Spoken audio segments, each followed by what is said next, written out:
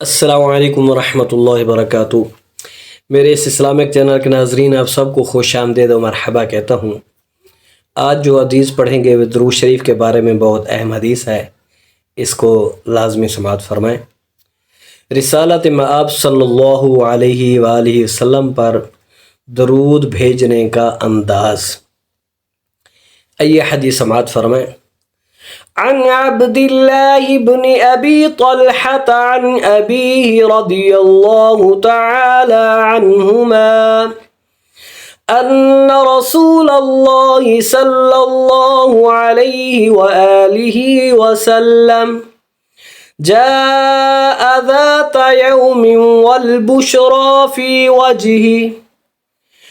وجهه فقلنا إنا لنرى البشرى في وجهك، فقال إنه أتاني الملك فقال يا محمد إن ربك يقول أما يرضيك أنه لا يصلي عليك أحد إلا صليت عليه عشرا ولا يسلم عليك أحد إلا سلمت عليه عشرا۔ یہ حدیث سنن نسائی شریف کے اندر موجود ہے۔ اس کا جو نمبر ہے 1284 ہے۔ آئیے اس حدیث کا ترجمہ سماعت فرمائیں۔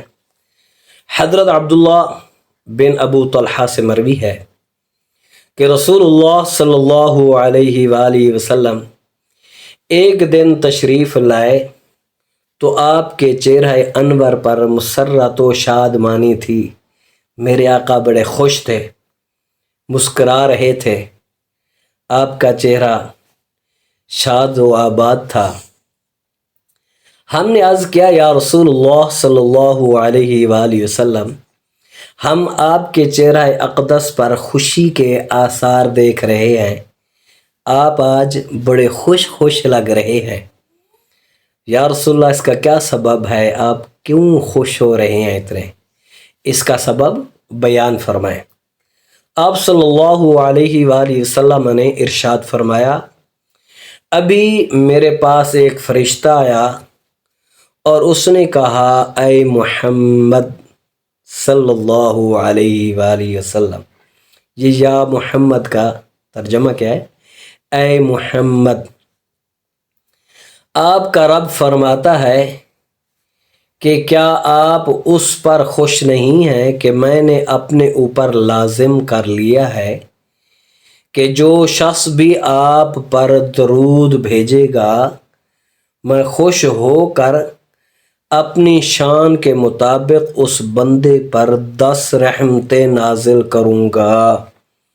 اللہ تعالیٰ فرما رہا ہے، آپ پر جو درود بھیجے گا میں خوش ہو کر اپنی شان کے مطابق اس بندے پر 10 رحمتیں نازل فرماؤں گا۔